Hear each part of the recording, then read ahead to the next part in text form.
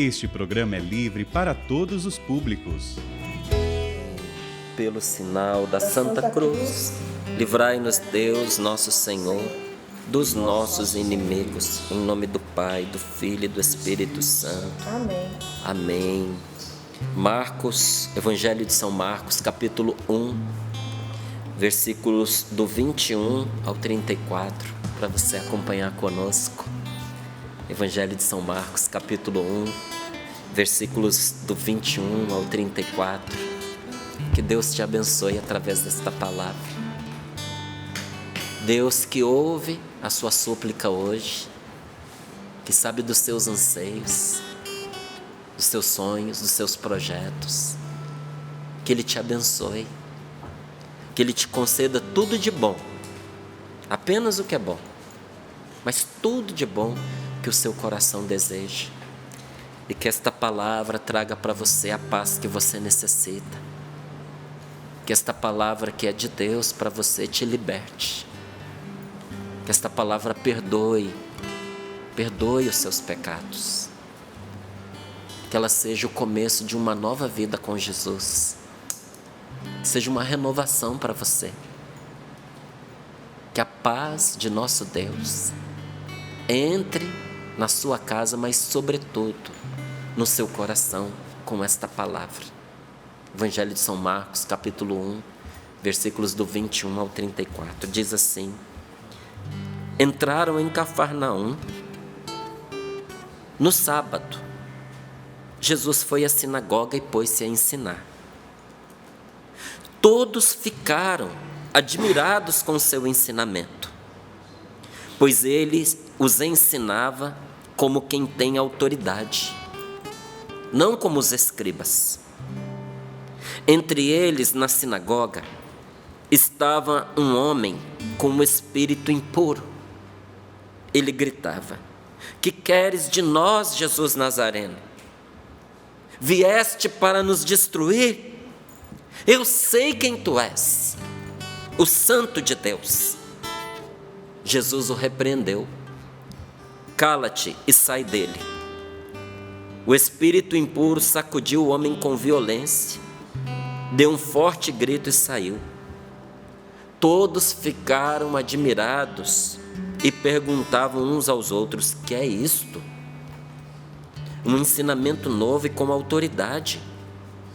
Ele dá ordem até aos espíritos impuros e eles lhe obedecem.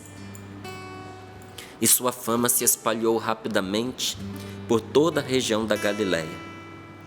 Logo que saíram da sinagoga, foram com Tiago e João para a casa de Simão e André.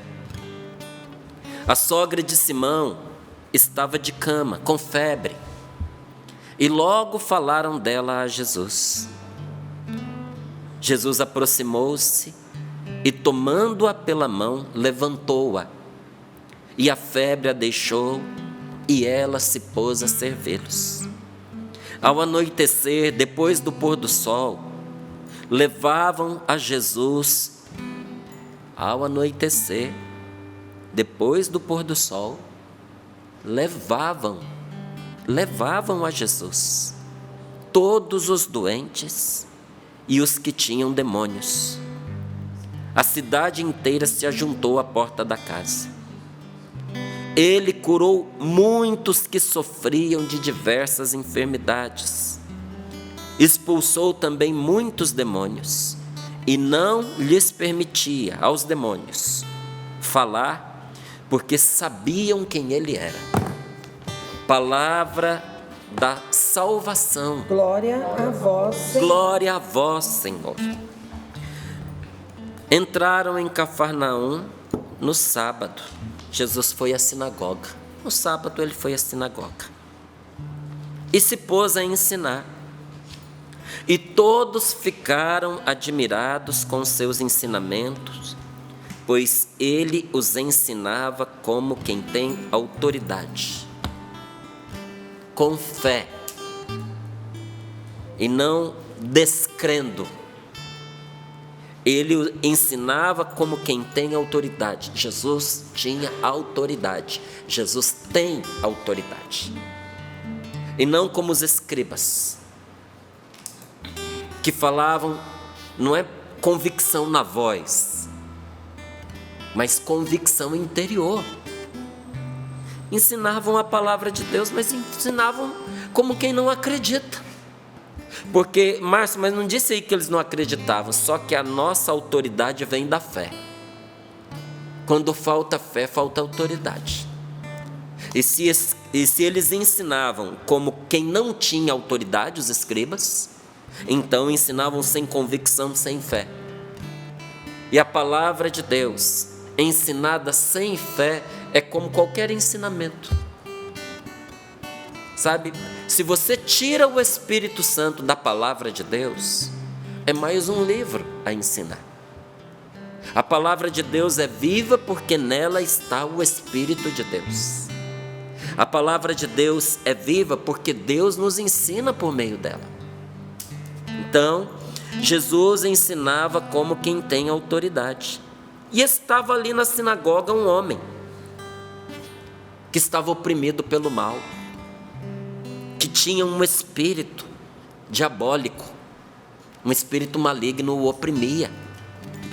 E olha o que acontece quando a palavra de Deus é pregada na força do Espírito Santo. Ela se torna insuportável para o demônio. Por isso que muita gente é libertada sem necessidade de um exorcismo. Você sabia? Porque a palavra de Deus tem poder de livrar a pessoa, de purificar a pessoa. Um dia Jesus foi lavar os pés de Pedro, e Pedro disse: de forma alguma, não vou permitir que o senhor faça uma coisa dessa. O senhor lavar os meus pés? De jeito nenhum. Sou eu quem tenho que lavar os seus. Jesus disse para ele: se você não me permitir que eu lave os seus pés, você não vai ter parte comigo. É preciso que eu faça isso com vocês para aquilo que eu vou realizar agora. Aí Pedro, vendo que aquele lavar os pés de Jesus iria comprometê-lo intimamente, ele disse: então, Senhor, não só os pés, mas lava também as minhas mãos, o meu corpo e a minha cabeça, que eu quero estar contigo por inteiro. E Jesus disse para ele: quem já tomou banho não precisa se lavar, porque vocês já estão puros pela palavra que vocês ouviram. A palavra de Deus, ela tem poder de nos libertar das piores opressões.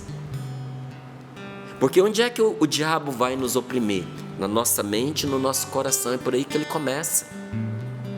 É semeando falsas ideias, é semeando falsas doutrinas, é semeando ideologias que vão nos levar à destruição de nós próprios e uns dos outros.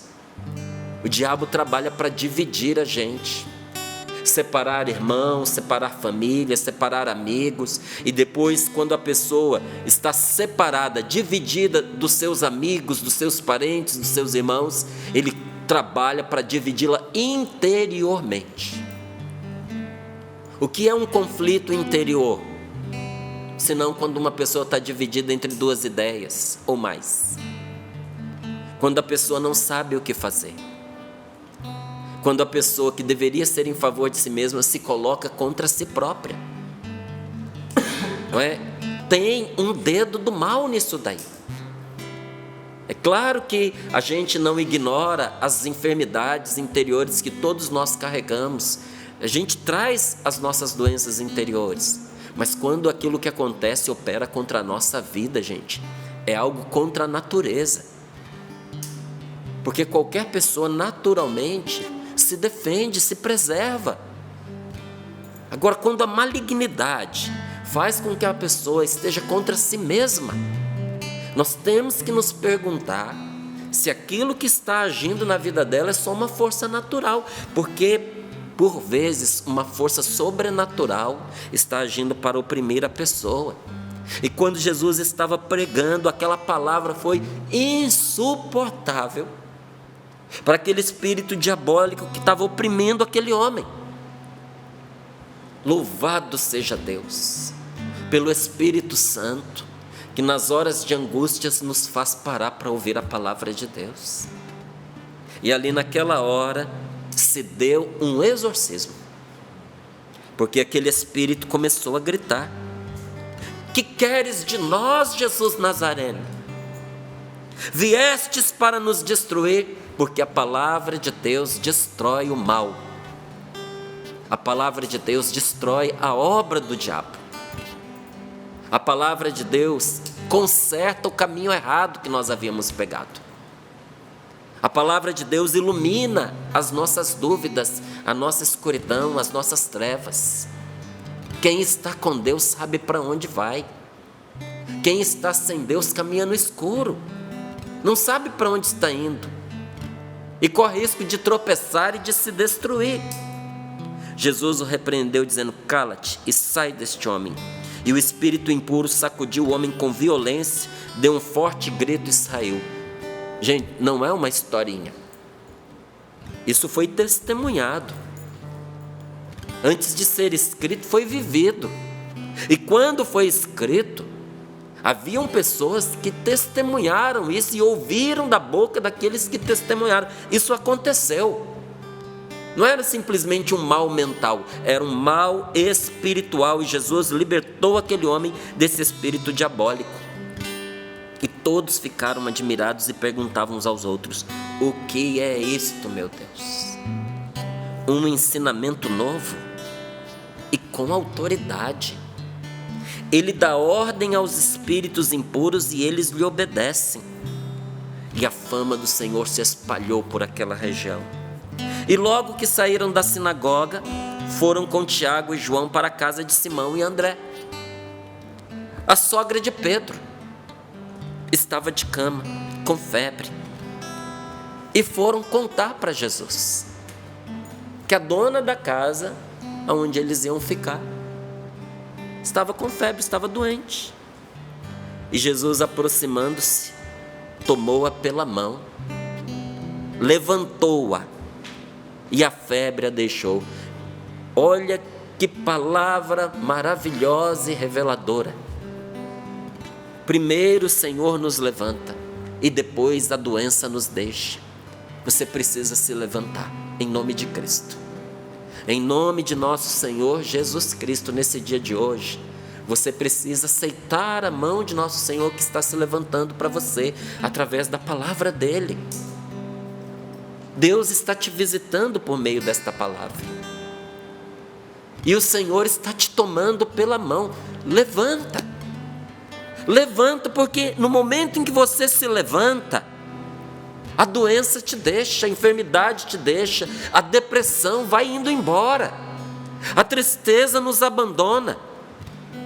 E olha, no momento em que Jesus a tomou pela mão e a levantou, a febre a deixou, e ela imediatamente não só ficou curada, mas estava bem, inclusive, para começar a servir novamente.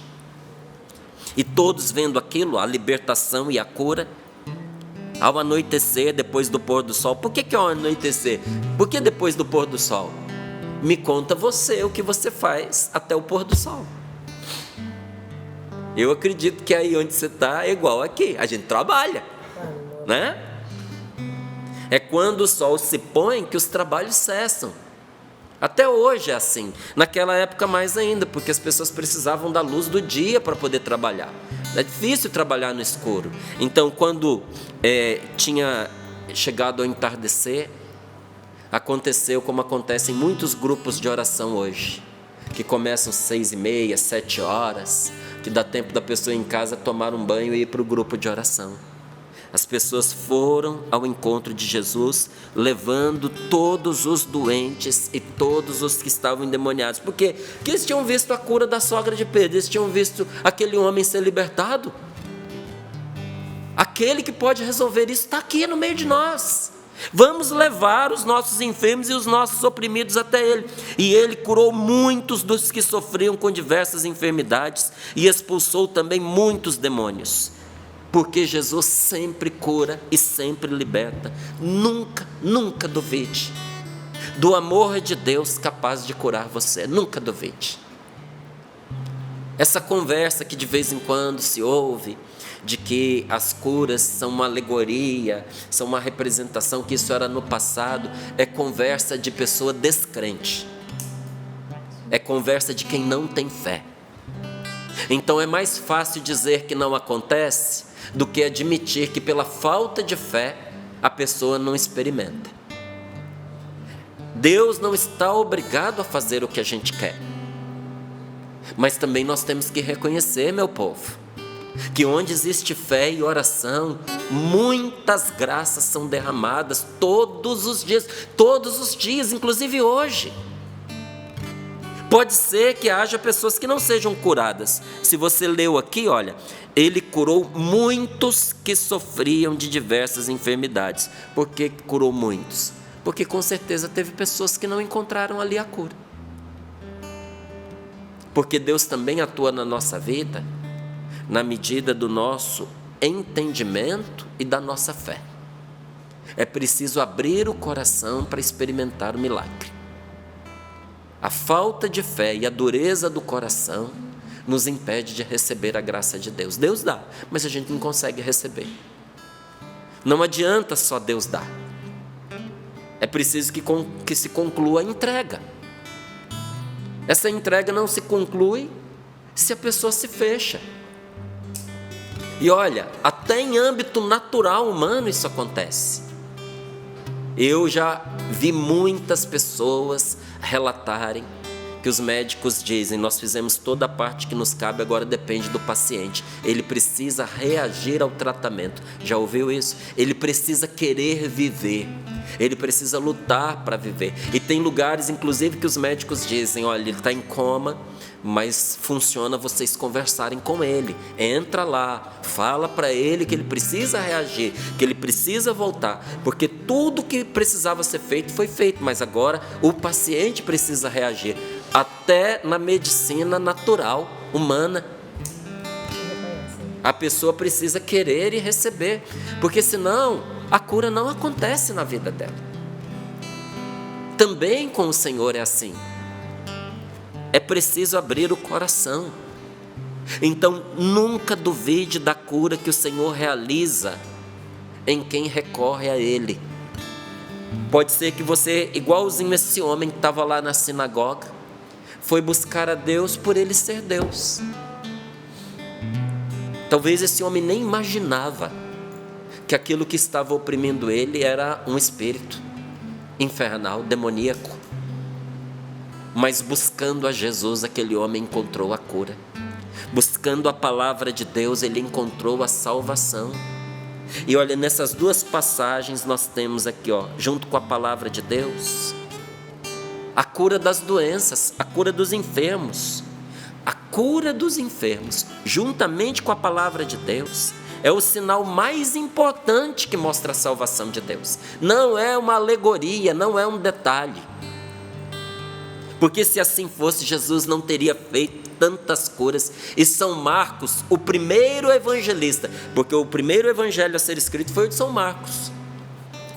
São Marcos não teria se detido em relatar o que Jesus fez. Se você tirar as curas e as libertações espirituais, os exorcismos do evangelho de São Marcos, sobra 2 ou 3 paginazinhas. Porque a quase totalidade é São Marcos dizendo: e ele curou, e ele libertou, e ele salvou. O Senhor veio para curar. Jesus veio para nos curar. Jesus veio para curar você, para curar a sua família doente, para curar os nossos relacionamentos capengas, para curar as nossas fraquezas. Então veja, a cura é também uma incumbência que a palavra de Deus deu aos discípulos, o próprio Senhor deu aos seus discípulos. E portanto, curar é uma tarefa da igreja. Você faz parte da igreja? Quando se fala de igreja, você entende que é de você que está falando? Então quando alguém diz assim: não, porque a igreja, olha gente, sinceramente, até me dói. Porque a igreja sou eu. A igreja é você. A igreja é o povo de Deus, cheio do Espírito Santo. Quando uma pessoa fala da igreja e resume a igreja ao bispo e aos padres, a pessoa não entendeu nada do que é a igreja. O Senhor deu essa tarefa essencial à igreja, a tarefa de curar. Eu e você recebemos de Deus a missão de curar os corações das pessoas, curar o coração dos nossos filhos, curar o coração dos nossos pais, curar o coração dos nossos irmãos, dos nossos amigos, com uma palavra boa, com uma palavra de Deus, com uma palavra de salvação. Por isso a gente tem que ter intimidade com a palavra de Deus, para a nossa pregação ter autoridade.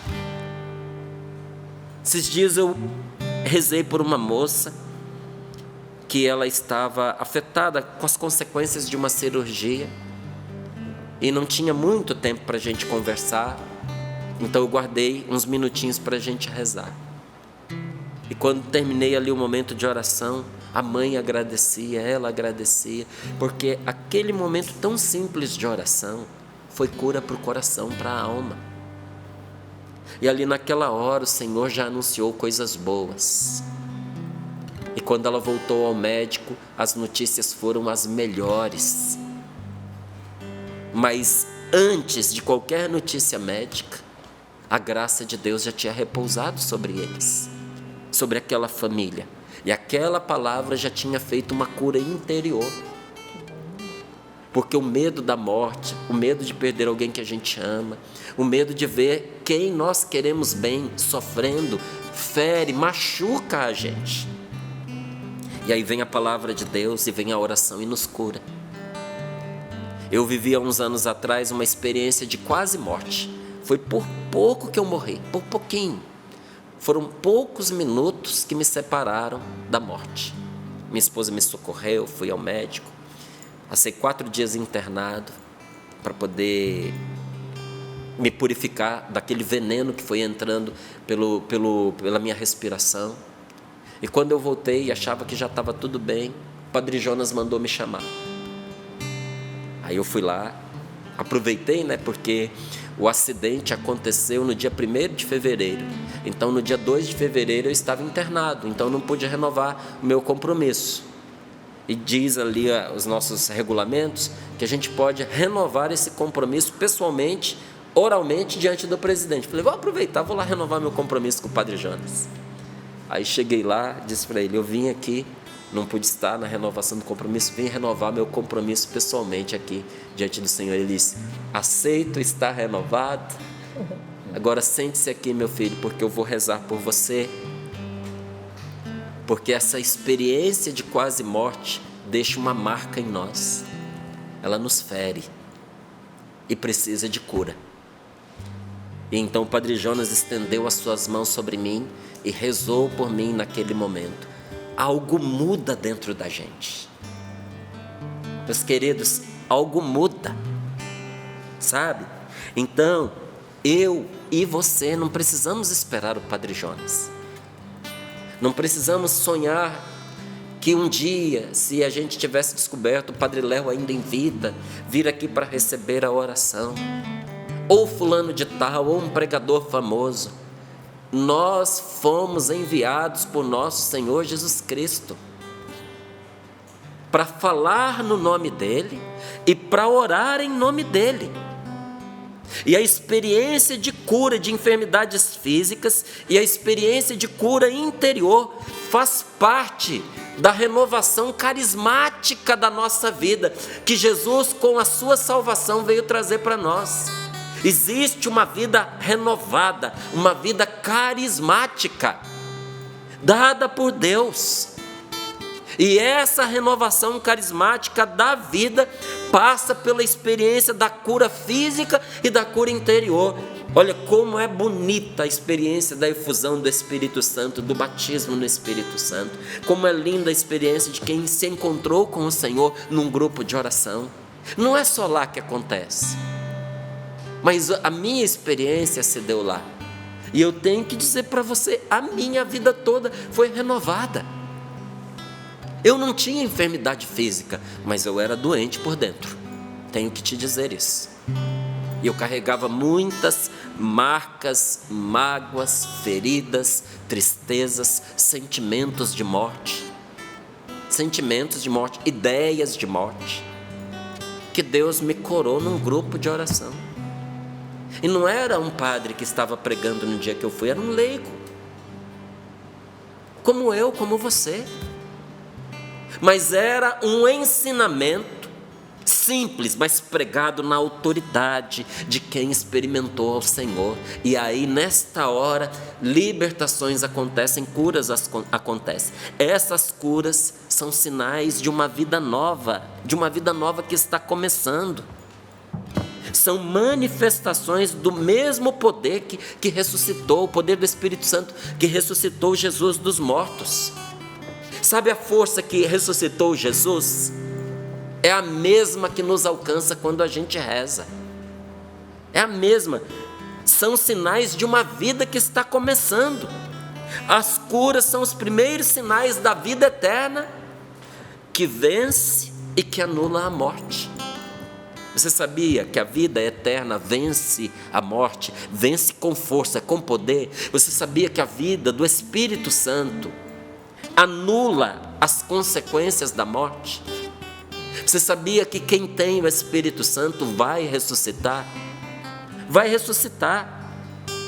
E as curas físicas e a cura interior são os primeiros sinais desta vida que não vai acabar mais. Então, nos primeiros séculos da igreja, aconteciam com muita frequência curas maravilhosas, inexplicáveis de enfermos. No início da igreja, Márcio, sim, no início da igreja aconteciam curas maravilhosas e inexplicáveis. Mas no começo da igreja, sim, no começo da igreja. Porém, mas, contudo, hoje também, todo encontro de oração tem testemunhos maravilhosos que nós ouvimos e que nós podemos recontar.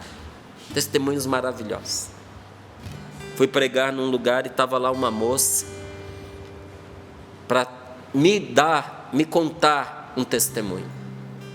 Há anos atrás, eu tinha ido pregar numa paróquia e ela estava lá sentada na primeira fileira, morta em vida, acabada, deprimida. O luto a tinha ferido de uma forma que ela não queria mais viver. Já tinha tentado suicídio 2 vezes, estava tomando 8 remédios e não conseguia vencer a depressão. Mas ali, naquele momento em que nós rezávamos, um milagre aconteceu na vida dela. O Senhor a libertou daquela prostração. O Senhor a curou daquela perda terrível que ela viveu. Ao ponto que a amiga que a incentivou a ir naquele encontro perguntava para ela: o que foi que aconteceu com você? E ela disse: no encontro que você me incentivou a participar, eu me encontrei com Jesus. A realidade das curas não são coisa do passado, são coisa de onde Jesus se faz presente.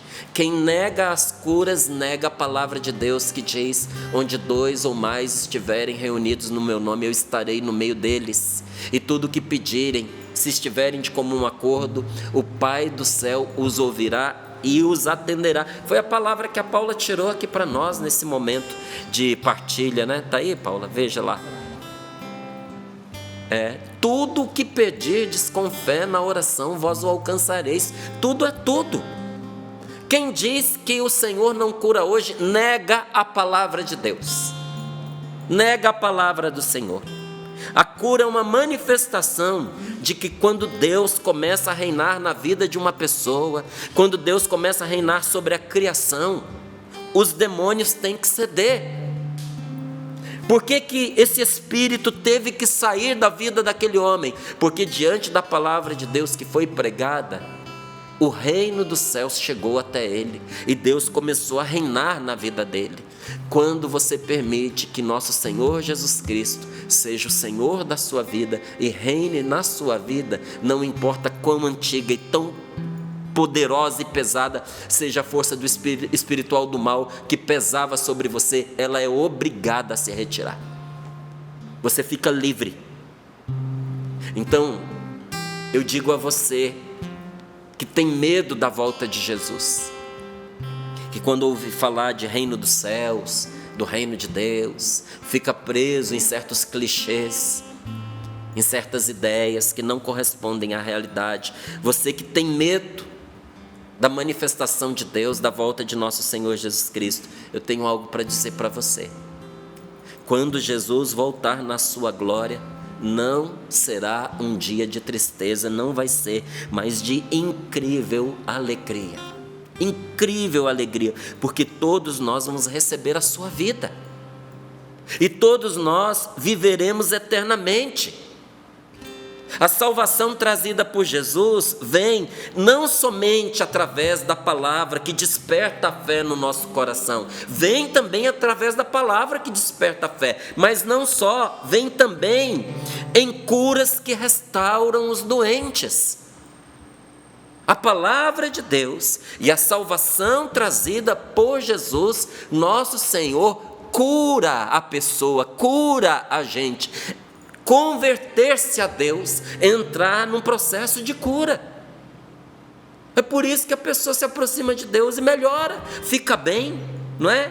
As curas milagrosas e os milagres em si são aquilo que nós devemos esperar quando Deus age e onde Deus reina. Se Deus está agindo, se Deus está reinando, espere coisas boas. Por isso que eu falava para você que esta palavra, ela nos anuncia em parte que nós vamos viver nesse acampamento dos dias 19 a 21 de maio, acampamento Fé e Milagres.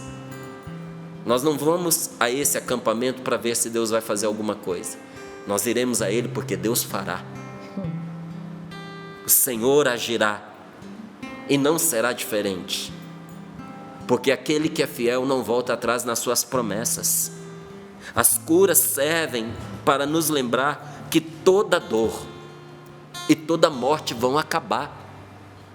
Sabe, as suas lágrimas, elas serão enxugadas. Sabe, a sua dor será curada. Sabe, a morte vai acabar. E essas curas nos mostram que aquele que cura o nosso corpo em vida tem o poder de nos ressuscitar quando o nosso corpo passar pela morte. Assim como uma doença grave é sinal de que a morte está por perto, não é? Quando uma pessoa está com uma doença grave, a gente já sabe, a morte está rondando, a doença é grave.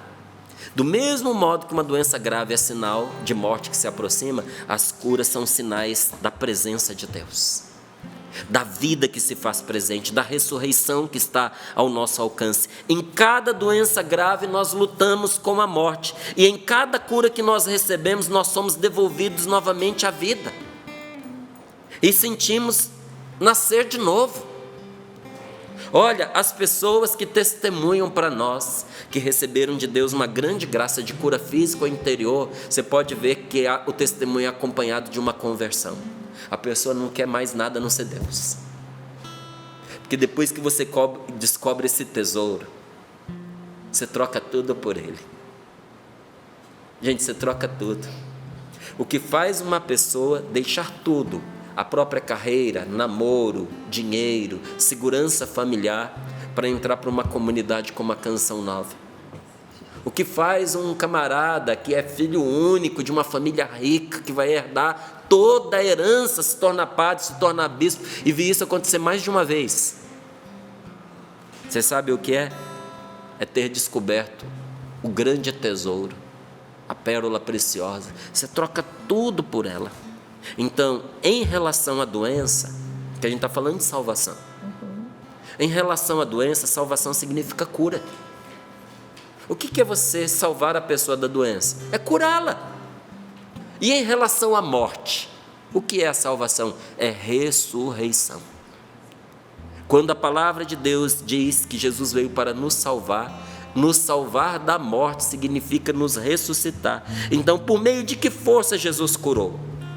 Em que consiste essa força restauradora do seu Espírito Santo? São Mateus, ele responde com uma profundidade maravilhosa. São Mateus diz: onde é que está a força de cura de nosso Senhor Jesus Cristo? Ele levou as nossas enfermidades, ele carregou sobre si as nossas doenças. A força de cura de nosso Senhor Jesus Cristo não está na sua superioridade sobre as enfermidades, mas na sua capacidade de sofrer. Quem sofre em Deus se torna uma fonte de cura onde está. O Senhor nos cura carregando as nossas enfermidades. Quantas mulheres foram cura para o seu marido carregando esse homem para baixo, para cima, no seu coração, nos seus pecados, nas suas fraquezas e vice-versa. Quantos pais foram salvação para os seus filhos, porque foram capazes de carregá-los, quando tudo justificava abandoná-los. É nas chagas de Jesus que nós encontramos a cura para as nossas feridas. Então vamos orar um pouquinho, vamos pedir ao Senhor que nos dê a graça de experimentarmos também nós, em nós agora, a manifestação do seu poder. Senhor nosso Deus, nós estamos aqui nesta manhã diante do Senhor, para em face desta palavra reconhecer duas coisas. Primeiro, o teu poder sem fim sobre tudo que existe. Segundo, Senhor, a grande necessidade que nós temos da sua ajuda. Senhor, nós precisamos de salvação. Senhor, em nome de Jesus, perdoa nossos erros, que são tantos. Perdoa nossos muitos pecados. Vem nos socorrer e nos livrar, Senhor, do peso destas tentações e desses sofrimentos.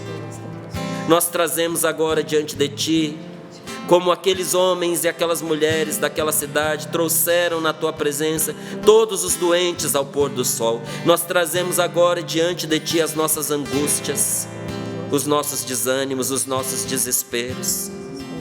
Senhor, põe Tua mão sobre a nossa cabeça e tira toda a confusão mental, toda a perturbação, toda dúvida, todo pensamento negativo, todo pensamento desesperador e desesperado. Nós pedimos que o Senhor afaste de nossa casa, da casa dos nossos parentes, dos nossos vizinhos, toda inveja e toda falsidade. Senhor, preserve as nossas casas, os nossos lares, de incêndios, de arrombamentos, de roubos.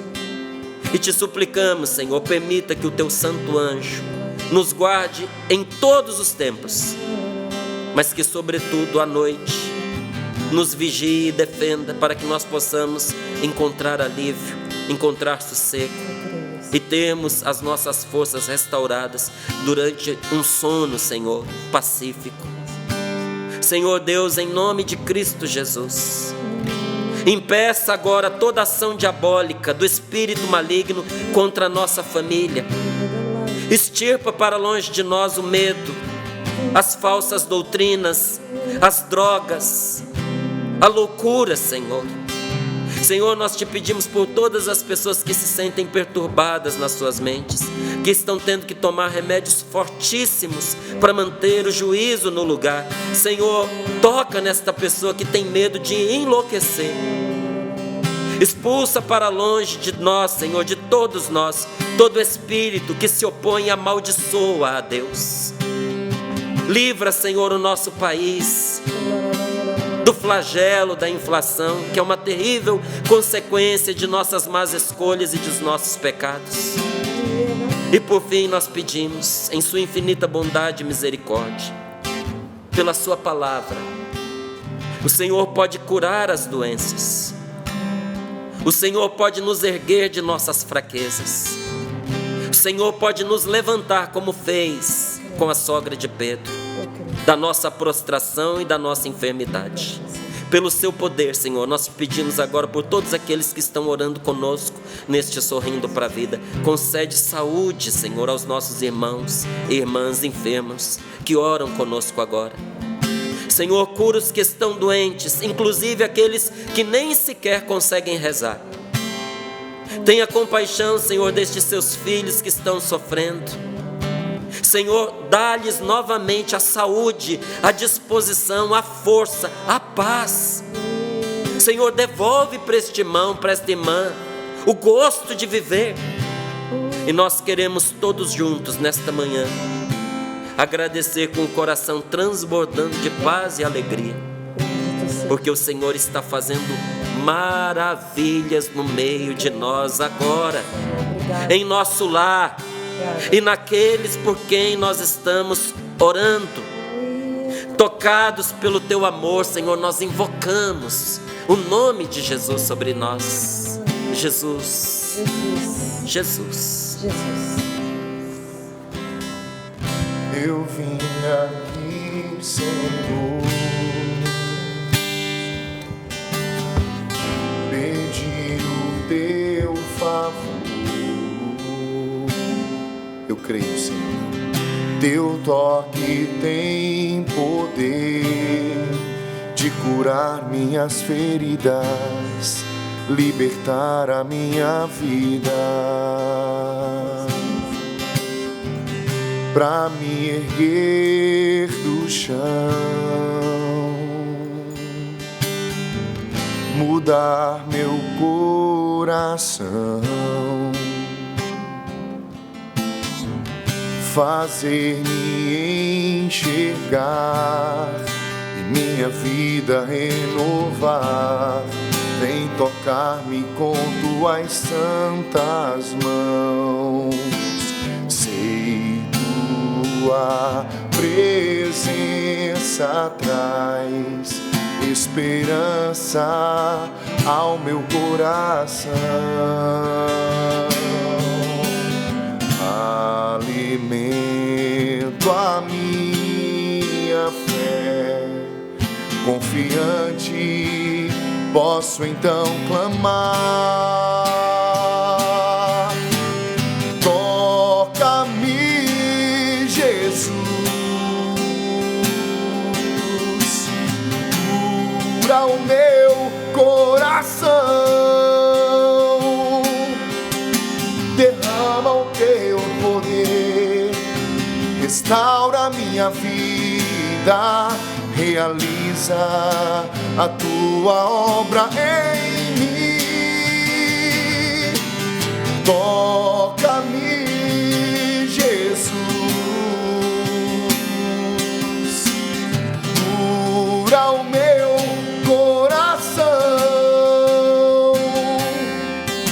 derrama o teu poder, restaura minha vida, realiza a tua obra em mim.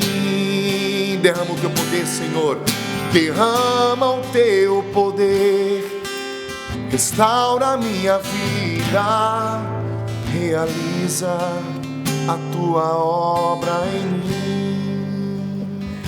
Amém.